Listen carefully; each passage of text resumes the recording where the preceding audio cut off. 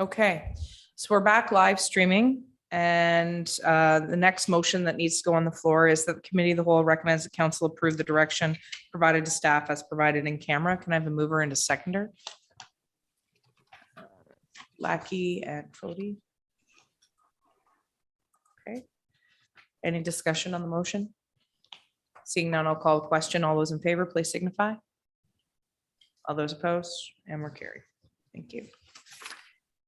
Okay, now I need to get back on track with my regular. So the under staff reports, planning report SR-00, request to permit access to 4947 County Road 2 over Township Road Reserve, Block 8, Plan 396 at the end of Clark Drive. And the motion reads that committee of the whole recommend that council approve the bylaw attached to planning report SR-011-22 to authorize the use of Block 8, Plan 396 located at the end of Clark Drive and make improvements to said Block 8, 396 to access the property identified as 4947 County Road 2, 08128120150720, subject to terms and conditions. Can I mover and a seconder, please? 40. Okay. Any discussion on the motion? Go ahead, Councillor, maybe. Thank you, Your Worship, and through you. When looking at this particular piece of property and reading the information, it talked about the end of Clark Drive having an easement, so it didn't become a full through road. And this is called Twin Oaks Road. And as I said, on the topographical map, it does come from number 2 highway all the way to Howe Island Ferry Road. So in turn, opening this up could potentially make it a drive through all the way to Howe Island Ferry Road. So I know that in that discussion point, it indicated that that small little easement at the turnaround of Clark Drive was meant there. So it didn't become that. So I'm just trying to get clarity on whether that road does truly go all the way through as indicated on the topographical map, or whether we're going to start here that we have another road that goes all the way through. Thank you. Ms. Venditti. Yep, thank you. I'm just going to share my screen. So the request here is to allow a driveway entrance off the end of the cul-de-sac at this point. This is Twin Oaks Lane, which is a private road. It is not a public road or a publicly maintained road.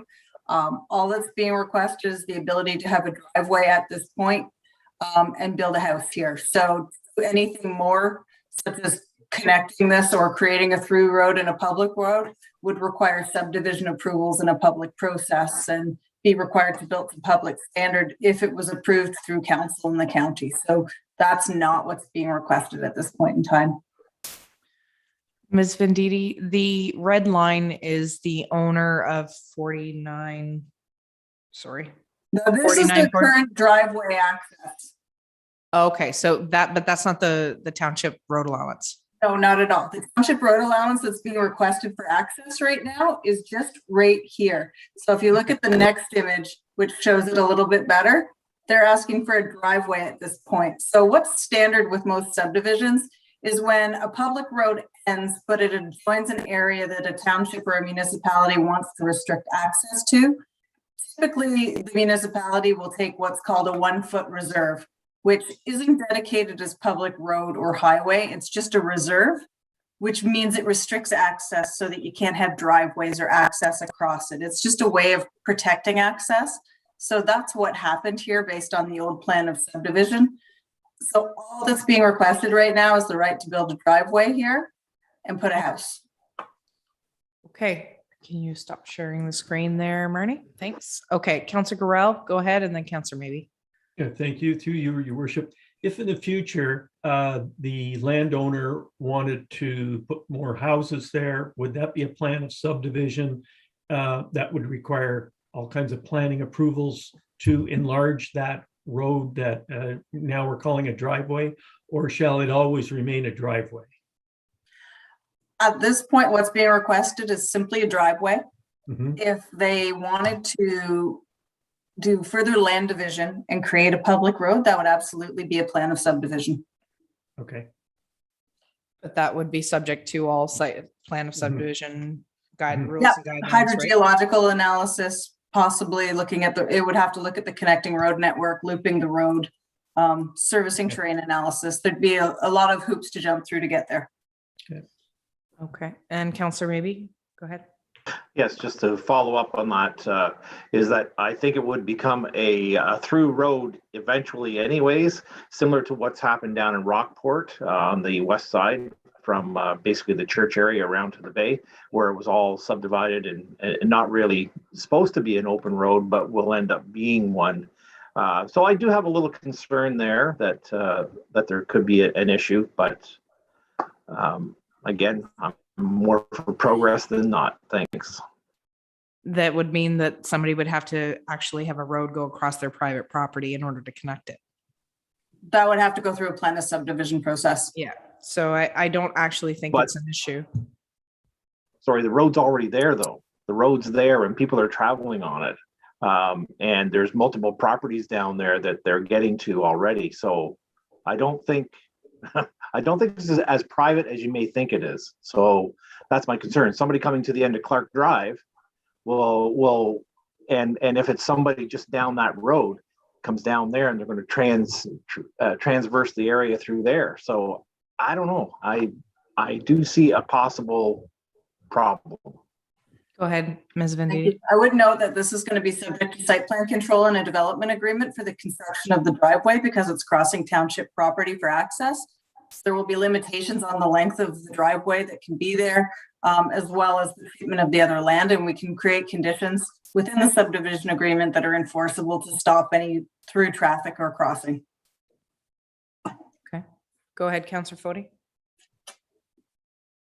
Your worship, through you to our planner, I'm assuming our township road coverage does not extend any further than it does now, right? This application is personally theirs. Yes. Okay, thank you. Okay, seeing no other hands up, I'm going to call the question. All those in favor, please signify. All those opposed? And we're carried. Okay, so getting back on track here, we should be at planning report SR dash 01422 application for zoning amendment for 2092 Blue Mountain Road. Okay, I just want to make sure that I've got the right one. That is not the right one. 14. That's right.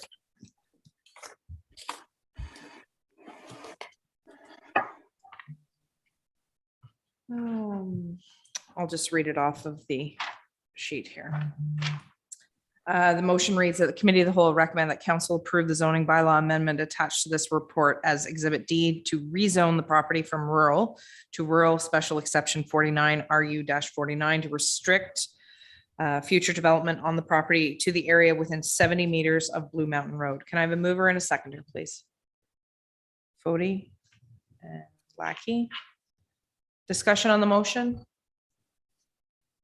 Seeing none, I'll call the question. All those in favor? All those opposed? And we're carried. Okay. Next motion that's on the floor is planning report SR-015-22 amendment to bylaw number 21-071. So the motion reads, the committee whole recommends that council support the amendments to bylaw 21-071 being the site plan control bylaw as set out in planning report SR-015-22, and that committee of the whole recommends that council approve the amending bylaw attached to said report as Exhibit A. Mover and a seconder, please. Foti and maybe. Okay. So the motion is on the floor. Please put your hand up if you'd like to discuss. Go ahead, Councillor Jameson.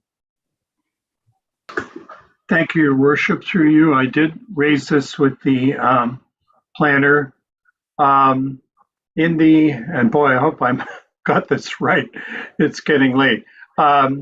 We are talking about the phrase 1 or 2 unit dwellings and accessory structures require zoning relief may be exempted. And my concern with the word may, from site plan control, if there are required conditions, or if there are no required conditions, sorry. So my suggestion to the planner, and it may not be relevant, is that the word may be changed to will. Because I think may asks more questions. If there are no conditions, what's the may? Unless there's a whole other thing I'm not reading in this, but that was my suggestion to make it a little clearer for, people like me or might come in and not understand. Thank you. Ms. Venditti, do you want to identify what part of the report that's in, or sorry, not the report, the bylaw?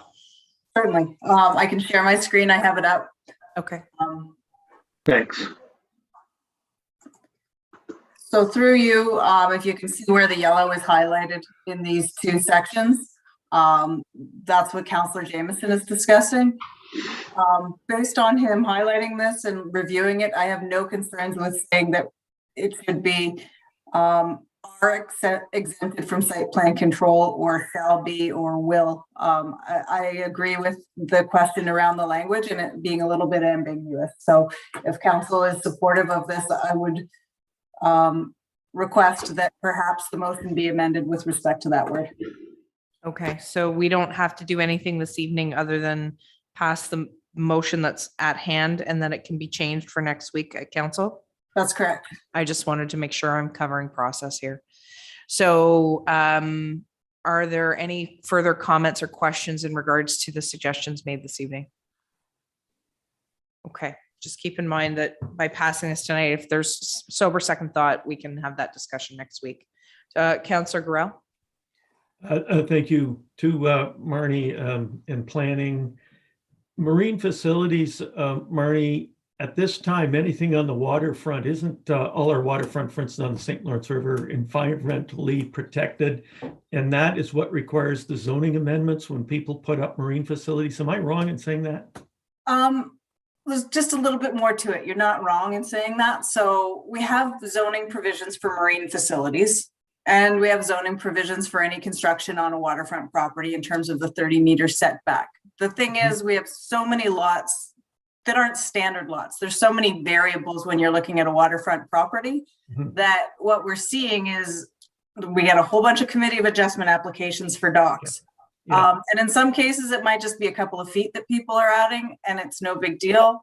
And to make them go through site plan control for something where there's no requirement for landscaping, there's no other conditions that need to be implemented, it's adding time and significant expense to the residents in doing that.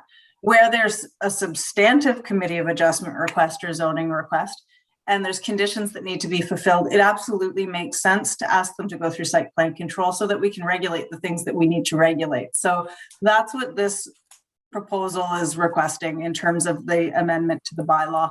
And I apologize for not having the foresight to put this into the original bylaw when it was brought forward to council. However, after going through a couple of committee of adjustment cycles, we realized that we were going to be doing site plan control on every single committee of adjustment application.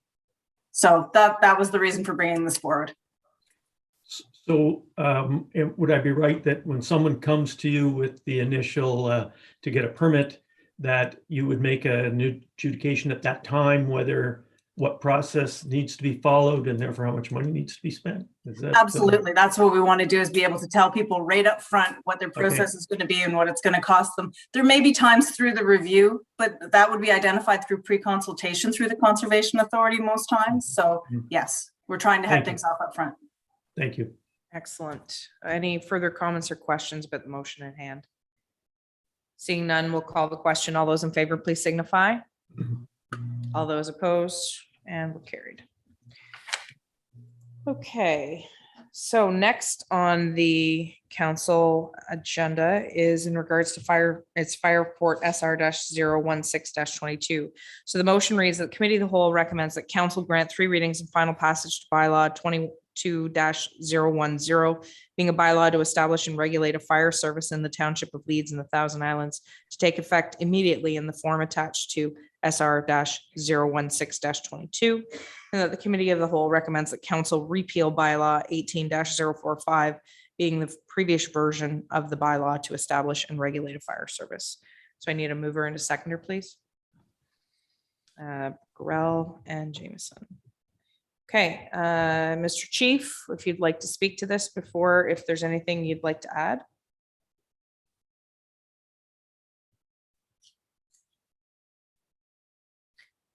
Oh, we can't hear you, Mike.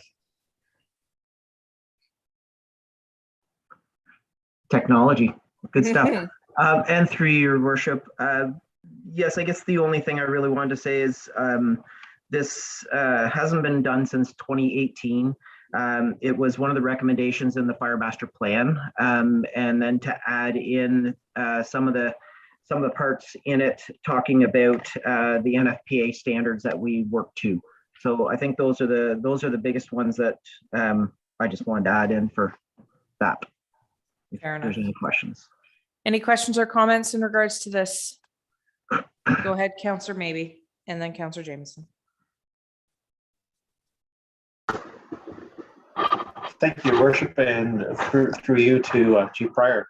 The only thing that I had down here was smoke detectors and CO2 information. And are you able to indicate to the residents that you do any inspections, whether they need to be recalled or they're old detectors?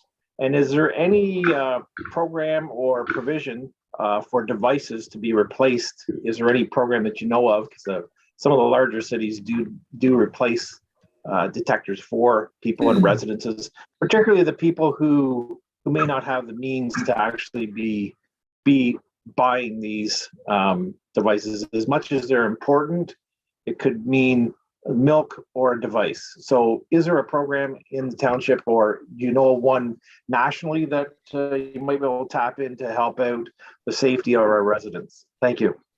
Go ahead, Chief. Through you, your worship, we actually currently, when we go to residents, if we have an issue where we have a smoke alarm call and their unit is out of date, we replace that for them. We carry extras on the trucks. We do have a number of them with us on trucks and in every station. I do know that we're working with fire prevention to come up with a plan as well to work through selling smoke alarms and then having it put back through onto the tax bill at a reduced rate. We do get a very good rate on it. There's no money gain for the township. It's just basically a transfer of a smoke alarm for the price that we pay for it. As far as programs out there for lower income or needs, we don't. I'm not seeing any out there right now, but I can certainly look into it. Any further comments or Thank you. questions? Thank you very much. Thank you. Go ahead, Councillor Jameson, then Councillor Burrell. Just to comment, was pleased to see the emphasis on prevention and education. Also noting that last week's weekly was drawn to our attention that the fire service is hard at that prevention and education piece. And I think that will serve us really well. So thank you, Chief, for that. Councillor Burrell, go ahead. Thank you, through you, your worship. Fire Chief, looking at it's almost the what we will and will not respond to as a fire service. I'm sure you've done a lot of hard work on that one. Does this in any way influence litigation or potential litigation against the township when we say this is what we're capable of, this is what we can do, this is what we don't do? Is that a foolish way of looking at some of that, or does it have any merit? Thank you. Your worship, basically we wrote those in there to cover ourselves in that means, so that we have it out there of what we do cover and what we don't. For instance, on some high angle, so let's say silo rescue, We are at the awareness level on that. We don't have the facilities, the rope rescue techniques, the ladder trucks, or otherwise to respond to those. So what we do with those is we would call out to the city of Kingston and have them respond with their technical rescue group, which we've done in the past with another silo rescue. It also for hazmat calls, we have a certain level that we work with that, but the nearest technical rescue on the hazmat end would be Ottawa, the city of Ottawa. So these are just basically to put in that these are basically the levels that we go to, and it's more to cover us so that we can be covered up to the certain NFPA standard. Go ahead. And would some of this be new, Mike, or is most of this already understood by our fire chiefs at each station and so on? Or is some of this actually new material? Thank you. Through your worship, we've been doing all of these services throughout. It's just never been identified as to what they were. And now with the introduction of the NFPA, which has been in service for a bit of time now, it actually holds us to that standard. So we train to the standard. It puts us at the level that we need to be to cover the township. Thank you. Thank you. Any further comments or questions in regards to the motion that's on the floor? Seeing none, I'll call the question. All those in favor, please signify. All those opposed, and it's carried. Thank you. I'm going to put the motion on the floor to extend, and the motion reads that the regular meeting of the Committee of the Whole held on February 7th, 2022 be extended beyond 9:30 p.m., but not later than 10 p.m. Can I have a mover and a seconder, please? Okay, and maybe. Thank you. All those in favor of the motion, please signify. All those opposed, and we're carried. Okay, moving right along. So next on the docket is Operations Report SR-017-22. The motion reads that the Committee of the Whole recommends that Council authorize staff to award tender for the supply and application of surface treatment to Miller Paving Limited in the amount of $875,514.54, inclusive of net HST, subject to Council of the Front of Young Township approving its share of the said tender in the amount of $267,367.68. That the Committee of the Whole recommends that Council authorize staff to award the tender for the supply and application of surface treatment to Miller Paving Limited in the amount of $608,146.86, inclusive of the net HST, in the event that Council for the Front of Young does not approve its share of said tender. Discussion on this. No questions, no comments. Don't cheer yet. It's not carried. I'm going to call the question. All those in favor, please signify. Oh, sorry. I don't even have a mover and a seconder on this. How about we do that first? I apologize. Mr. Fody. And then Mr. Lackey. So now it's on the table. I got ahead of myself there. No further comments or questions. I will call the question. All those in favor, please signify. All opposed, no one, and it's carried. There you go, Mr. Holiday. I'm glad that you stuck around all this time tonight.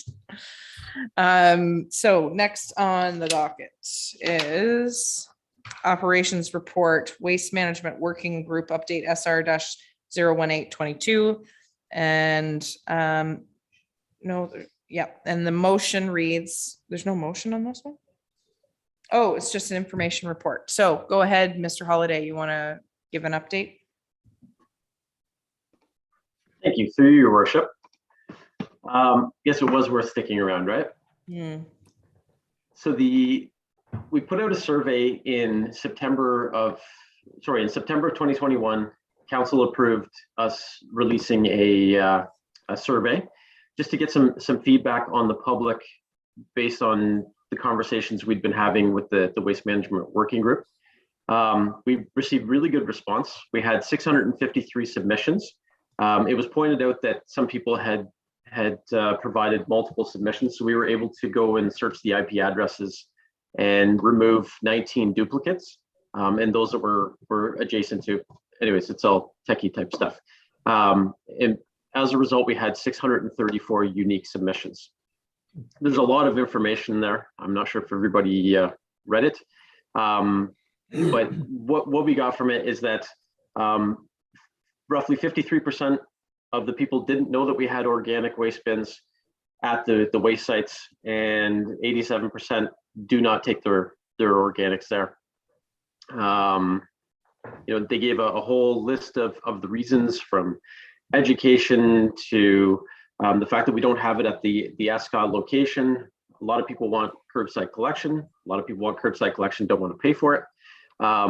They need increased accessibility to be able to get at them, and more education and management of the site. Yard waste, 40% of the people take it to the waste disposal site. And of that 40%, 63.5% take it to Lansdowne. So 2/3 of the people that take it to the waste disposal sites take it to the Lansdowne location. We asked if people were interested in a central location where they could pick up chips for a nominal fee, and 2/3 of those people were interested in that process as well. Solid waste and recycling, roughly 85% of the people take their solid waste to a waste disposal site. 56% of those people take it to Lansdowne. So more than half of our residents take it to the Lansdowne facility.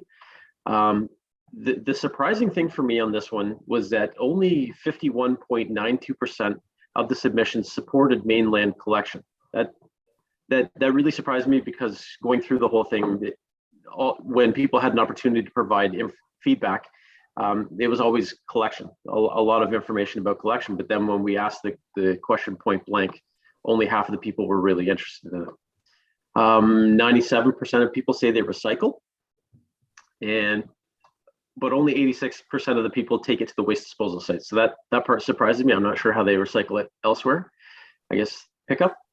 And then the other big surprise was that 86.35% of the people would support an incinerator or gasification plant, and 74% of the people would support a biodigester. So these are big ticket items, and we knew that they were big ticket items. We shared the costs in the survey, and yet people seem to be on board with this type of technology, and in our backyard as well. So that was a nice surprise.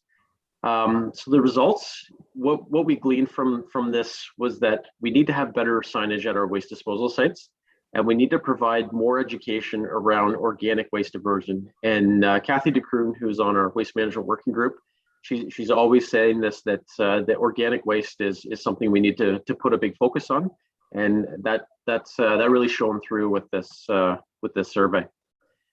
We need bigger bins. That's people don't seem to like the green bins that we have. They're not clean. They get dumped quite frequently, but still, when they go there, it's not a great experience.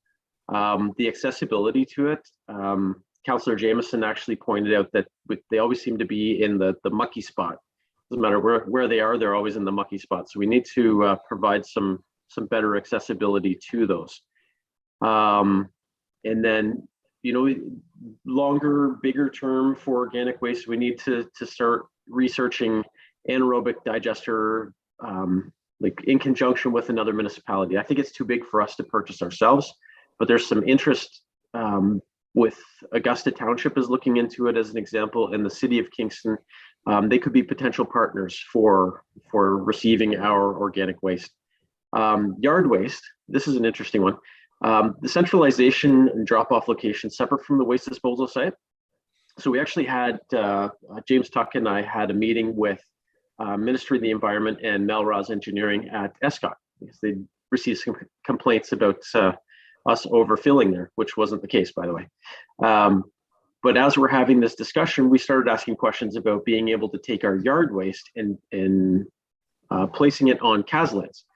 And there actually seems to be an interest if we alter our ECA application for the Lansdowne site. There's a potential that we could put a formal yard waste facility there that would be separate from the waste site. So we have, as of today, we have stopped our ECA application, and we're exploring that option with MECP. Solid waste and recycling. reducing the face of the waste, especially at Briar Hill. So reducing the face of the waste, that's when you pull up to the waste site and you see all of the garbage that people have dropped off.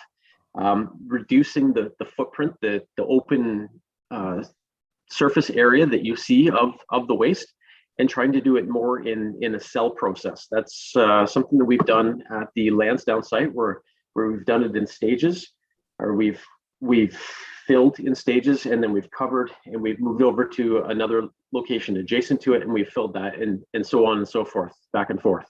So that's something that's been recommended, is that we reduce that waste face.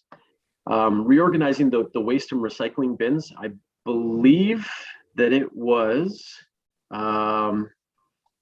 sorry, I think it was Councillor Maybe actually that had suggested this, the recycling bins and waste. It may have been Councillor Fody, I apologize, but that we shift how we have them situated so that there's more of a focal point on the recycle bins. And then obviously we need to do a better job of signage. And James and I had taken a tour up to Augusta and had some pictures of their signage. We were just talking about it today, putting some better signage at our waste sites for that reason. Beginning the process of converting Escot to a transfer station. I'm going to talk about this further down, but that is obviously something that's at the forefront that we have to start working on.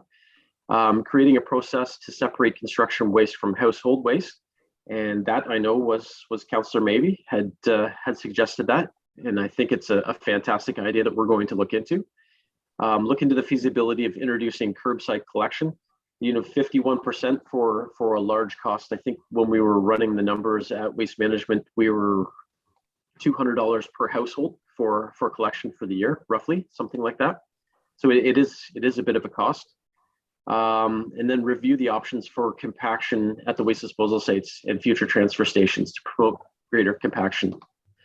So this is introducing the compaction bins and trying to squeeze the waste a little more before we put it out at the landfill. We're going to continue to work with the Waste Management Working Group, obviously, to address the priorities and concerns as a result of the survey and going beyond. So then I added something else in here that's in addition to the Waste Management Working Group recommendations. We've been working on updating our maintenance practices at the waste disposal sites. In December of 2020, Melrose had completed a survey that indicated we had roughly 1,800 cubic meters of capacity remaining and a life expectancy of 1.9 years. So December of 2020, that would put us, not too long from now. We have changed our processes of compaction and moving material around and doing a better job of covering up and compacting it. And a survey was completed again on December of 2021. And as a result of this, Melrose estimates that we're looking at a closure of mid-2023, but we've identified with the survey that there are some additional pockets where we've had settlement and so on, where we can open it up and fill some more. So I think we can extend that. I don't know if I dare say to the end of 2023, but pretty close to it. In addition to this, we've included in the 22 capital budget for the replacement of the worker offices at the Lansdowne and Briar Hill waste disposal sites. As part of this, we've been having these conversations with Hydro and engaging them to look at what our power requirements would be to transfer the waste facilities, the waste disposal sites, into transfer stations, and making sure that we run the appropriate amount of power to the site so that when we do this conversion, we're set up for it. So that's what we've been working on behind the scenes. And that is my report. That's the update for now. Excellent. Thank you so much. And thank you for the working group for the efforts that you've been adding to for Mr. Holiday and the rest of the staff in our facilities department. This is an important issue and we'll be going forward. And I know that there's been lots of work done previously by Ms. DeCroon and other committee members, but it actually feels like there's some momentum behind some of the recommendations. And I'm sure that's very pleasing to those who've done all the work, or a lot of work previous to, and not seeing it move forward. So thank you. Are there any further comments or questions in regards to the information that was shared this evening? Seeing none, I'm going to move on to the next motion, which is Finance Report SR-019-22. And do I have the right one? Yes, I do. So the motion reads that the Committee of the Whole recommends that Council approve the carry forward 2021 capital project for land purchase for Leeds landfill site in the amount of 50,000. That the Committee of the Whole recommends that Council approve the transfer of $76,825 from the Road Network Reserve Fund to fund overages in 4 2021 capital projects, and that the Committee of the Whole recommends that Council approve the transfer $221,362. The quarter ended December 31st, 2021 casino payment to the Facilities and Building Reserve Fund. Motion. I need a mover and seconder. So Mr. Jameson and Mr. Burrell. Okay, the motion is on the floor. So up for discussion, comments, questions, queries. Go ahead, Councillor Foti. Thank you, Your Worship, through you. When we decided to use borrowed monies for some large capital expenditures not too many months ago, I think it was kind of a consensus that we would use casino money when applicable to help pay this off. We went through a budget process a year ago and used a very modest $100,000 net revenue from the casino, which was exceeded luckily. But what I don't want to see our township do, if we're going to borrow money, that's one thing. I don't want to see us get complacent with the fact that there's always a debt hanging on us. If we can run a budget without using casino money, then that tells me we can continue to do so, or at least I'd like to think we could. So my point is, I would like us to set up something when casino money comes in, that a certain percentage, like 50%, gets moved aside to actually address borrowed monies. It's actually specified. I phoned our Director of Finance about this query and my thought process on it and why. We could move it into equipment reserves, for instance, to cover the new fire pumper. But what I'm afraid of is if we put it into equipment reserves, come budget time this fall, there could be a real healthy reserve in there, and all of a sudden it's a shopping list. And we forget about the fact we have borrowed money. So I'd like to have some of my colleagues weigh in on this. My personal pleasure would be to see 50% of the casino money coming in to be set aside to pay off loans that we are going to incur until such time they're paid off. Do I have any comments or questions from other council members in regards to this? Go ahead, Councillor Olkey, then Councillor Lackey, then Councillor Maybe, and then Councillor Jameson. Thank you, Your Worship, and through you, this gets into some kind of philosophical discussions at some point, but then there's the hard reality. It's pointed out to me that borrowing money in one sense means a user pay system, because if you liquidate your reserves and put everything down in one spot, that means the taxpayer of today is paying for everything that might be coming tomorrow. Whereas if there's a certain amount of debt against capital, that means it's being paid for as you go. Prior to hearing that argument, I had the exact same view as Councillor Foti. Debt is bad, never do it. But may not be our reality, and it may not be fair to the taxpayer. There can be positive use of debt and credit, as we all know, in running businesses and homes. And perhaps that applies to townships as well. Certainly a lot of them seem to use it, but I'm nervous about debt, but on the other hand, there is a point to incurring some of it as you go forward. Thank you. So I'll recognize Deputy Mayor Lackey, then Mr. Maybe, and Mr. Jameson.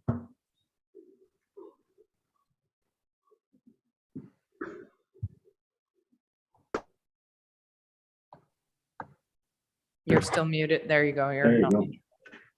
Thank you, Your Worship, and through you. as far as I'm concerned, we always used to put the casino money into capital reserves. You know, for the fire truck, for the plow truck, for any number of things. We never used it for operating. So I'm not sure where we're going with this. Well, I don't want to put words in Councillor Fode's mouth, and it sort of is a preemptive conversation before we have actually borrowed, because there's only a small amount of debt on the books currently in regards to the fire training facility that still remains. But I appreciate that you're looking to have this conversation in advance of borrowing so that we can have a better idea of where we're going. But I'm gonna go on to Councillor Maybe and then Councillor Jameson, and then I'll add something at the end. Go ahead. Thank you, Your Worship, and through you. As we know, the casino gifts us this money quite frequently, and maybe in the future even more. But truly, it is a gift. I don't think it should be anywhere close to the operating budget anywhere. But certainly, with the conversation that we have had about borrowing money for the truck or property or future station or whatever, certainly half of that money being put toward the debt to help reduce the debt, even though we're borrowing and still paying the interest and all.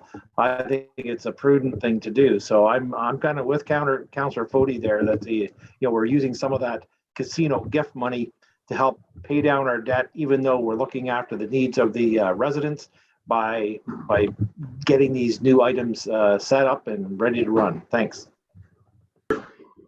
Councillor Jameson, go ahead. I guess I'm not quite understanding, except that I think we're already in effect doing that by virtue of our process. We have an asset management plan now, which lays out periods of time where things are going to need to be addressed.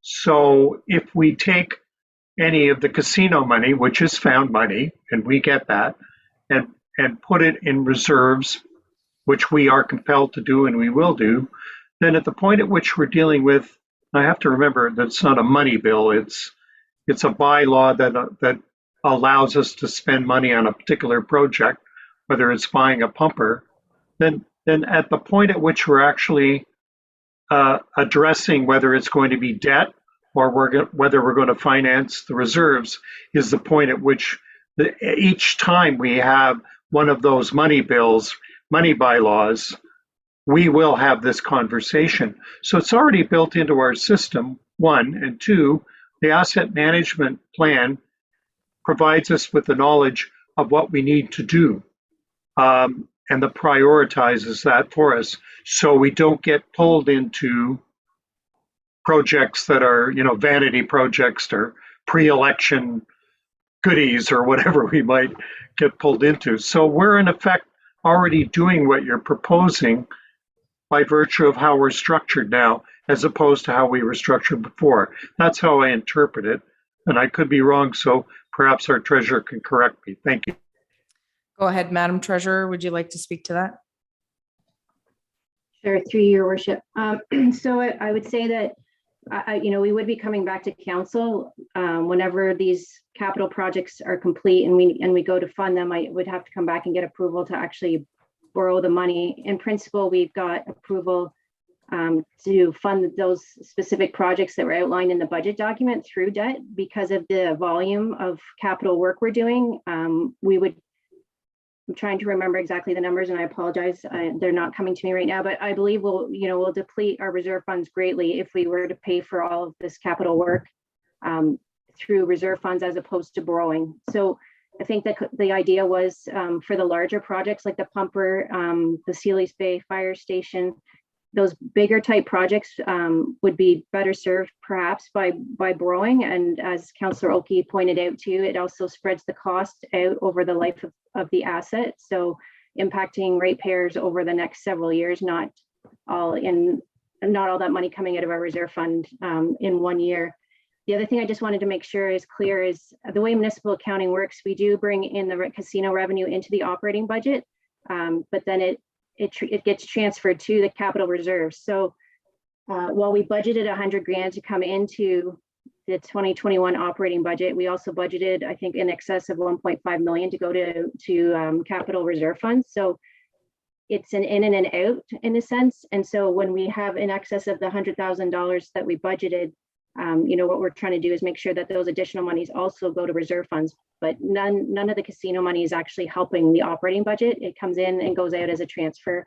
And now, thankfully, we were able to actually continue to transfer, I think between 1.5 and 2 million in transfers, even though the casino revenue dropped from about 1.5 million down to 100,000 in 2021. So do I go ahead, Councillor Gorell, and then I'll make my comment. Thank you. I went over this document. I thought it lengthy, and I find it's a lot of bookkeeping, folks. We already had talked about debt and so on in the budget process.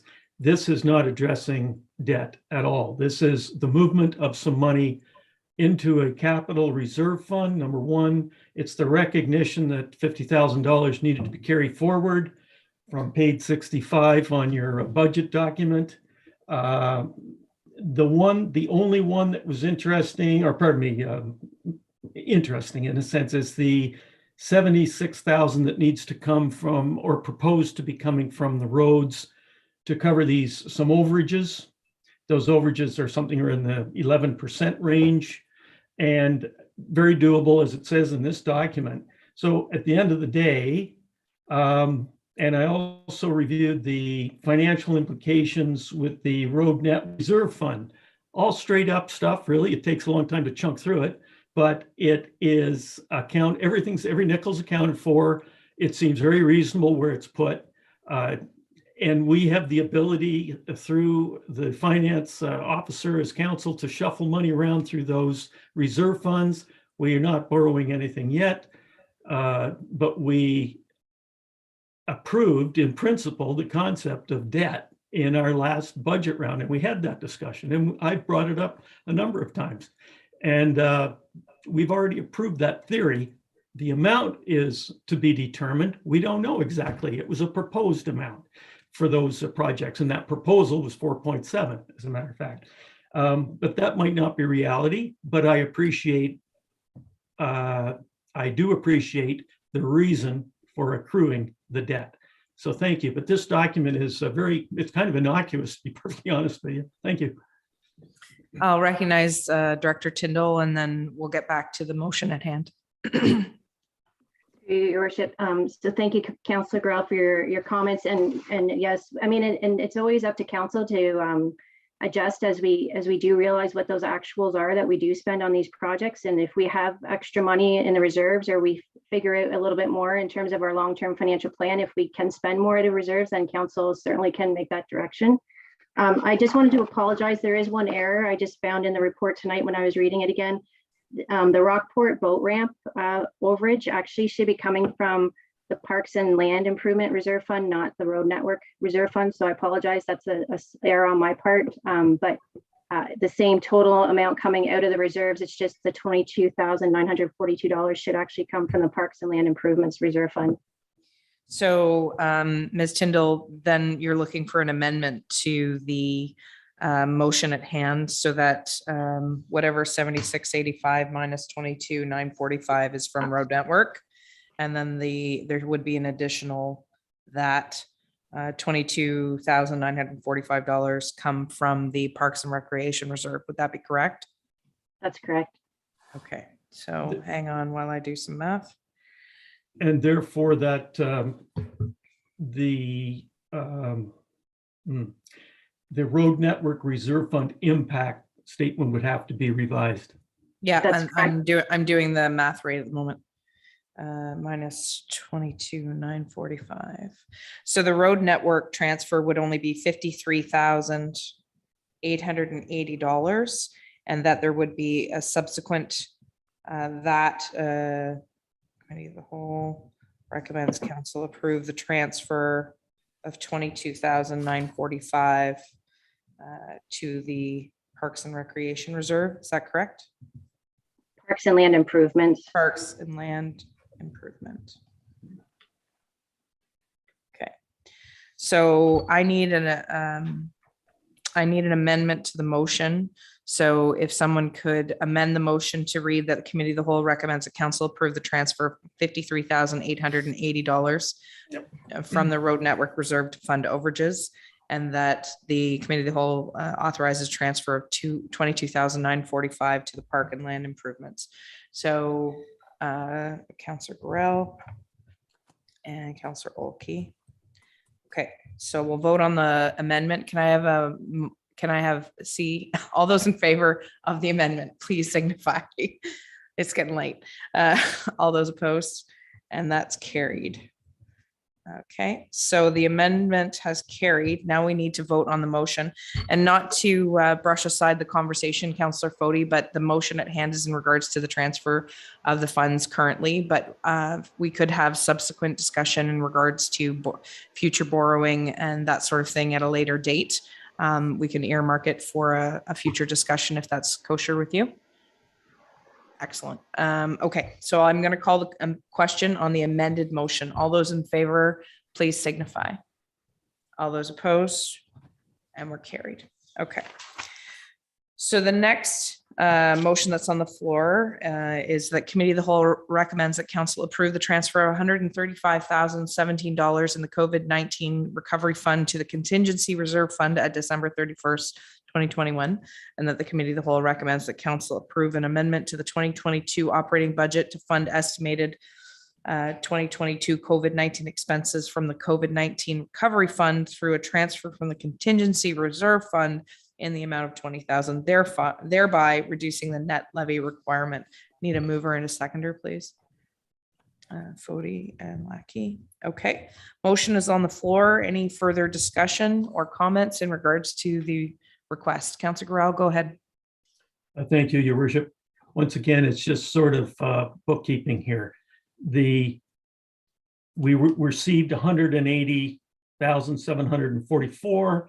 To date, we spent $45,727. The remainder, that $135,017, it does have conditions attached to it. It's for COVID relief.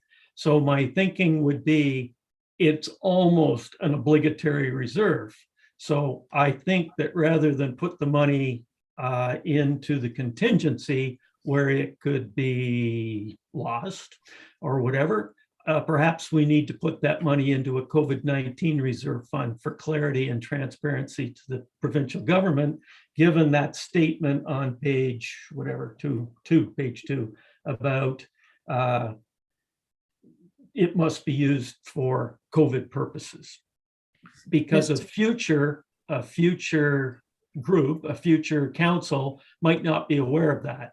And if you changed personnel or something, then suddenly it becomes, oh, the money's sitting there, and maybe the province forgets about it, and that would be great, I guess. But to keep things transparent, maybe that should be in a separate fund. Ms. Tyndall, do you want to speak in regard to that? Through Your Worship, yes, certainly I can create a separate reserve and put it in a reserve called COVID-19 funding.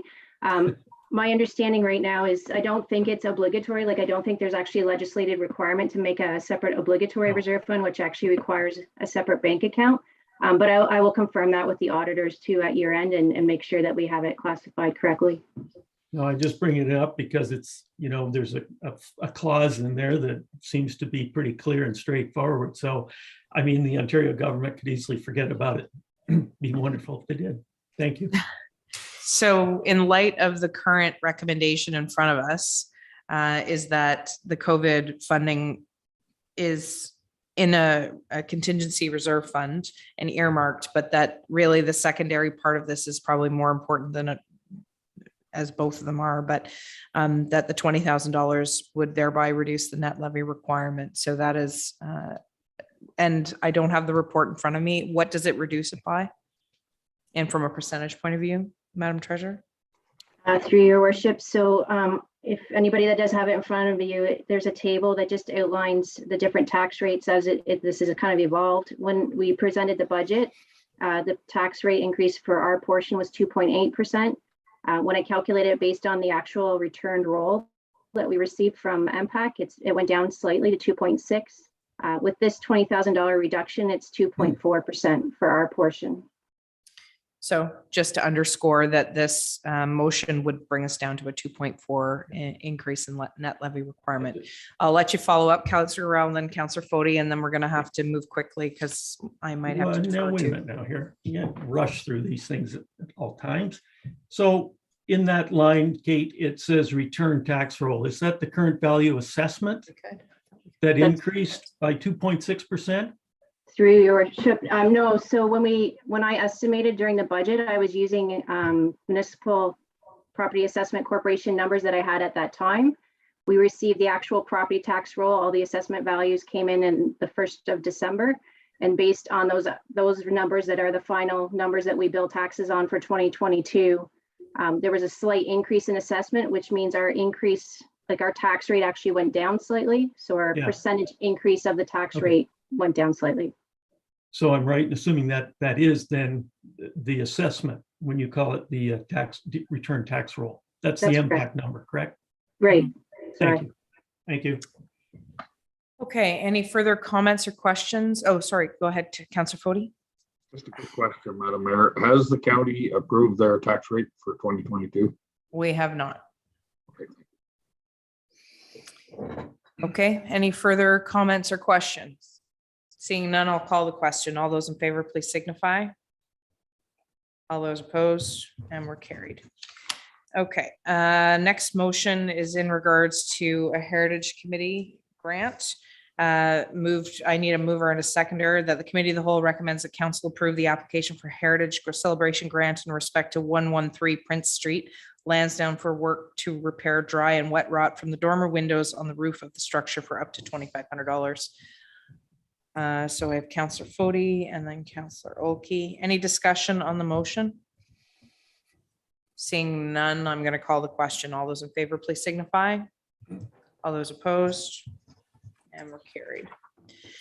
I got 6 minutes left, people. I've got a very important motion. I don't want to not give it credit. Is in regards to the Committee of the Whole recommend that Council direct staff to report to Council on the scope of work, required resources, and timeline regarding the development of protocol or policy on consultations relating to Indigenous matters.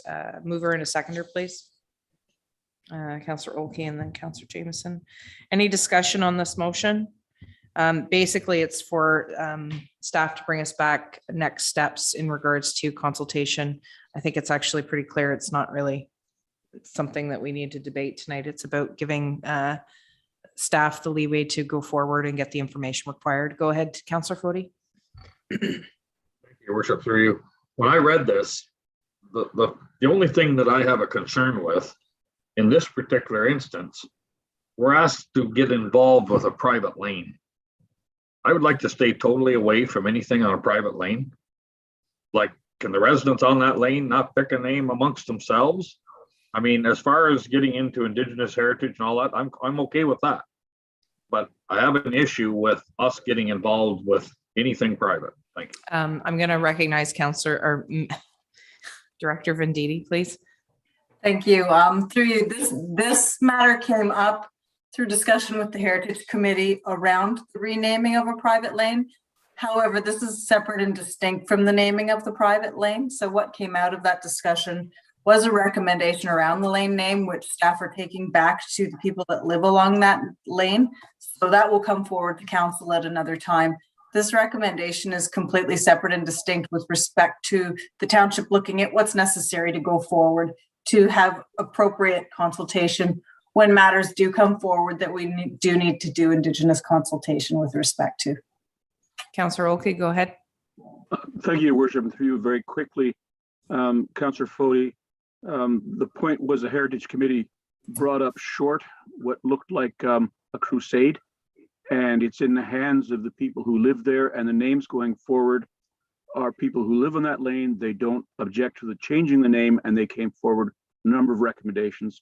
So what will come before Council are the names preferred as indicated so far by the people who live in that lane. Thank you. Okay. Any further discussion on the motion at hand? Seeing none, I'll call the question. All those in favor, please signify. All those opposed, and we're carried. So I'll move quickly under any unfinished business. Any unfinished business? No unfinished business, other business, any other business? Go ahead, Councilor Oki. Thank you, Your Worship. It's for you. I would just say that Director Holliday has been very supportive in getting information about our dealing with biohazard, and linked to that, the Conservation Authority has seen fit to reappoint me as their person for social water protection and Rideau corridor development. So I have two subcommittees with the Conservation Authority. Thank you. Thank you for that update. Any other business? Seeing none, we'll move on to notices of motion. Any notices of motion? Any notices of motion? Seeing none, I'll just give a quick mayor's update. Just want to say congratulations to Sealy's Bay Lions for organizing Frost Fest and the committee that helped organize it. It was a great weekend. While it was modified to adhere to COVID restrictions, the team did a great job in offering the community an opportunity to celebrate winter. So thank you very much to all the volunteers. With lifting restrictions, Frost Fest Committee is hosting fireworks on Saturday, February 19th at the Municipal Harbor in Sealy's Bay. So mark that on your calendars, February 19th. Also a reminder that Township's Youth Bursary is now open. Applications close March 31st. So if you know of anybody who's heading off to post-secondary education, please have them put in their application for our youth bursary. We're also excited to open our community grants program this year. All the details are on our website, and we'll be posting some additional stuff on social media to get that out as well. Family Day is February 21st. Please be advised that the administration office, waste sites, and library branches will be closed on that day. And the Digital Main Street program wraps up at the end of this month. Make sure you take advantage of this great opportunity before it does wrap up, and you need to contact businessadmin@townshipleads.on.ca. And with that, I need a motion to adjourn. I need a mover and a seconder. Maybe, and then Lackey. All those in favor of adjournment, please signify. How's that for on the nose? 9:59, got her done. Thank you, everybody, for your patience with the technology. Thank you to those who are watching. We do apologize, but we'll get there. New clerk starts next week. Thank you, everyone.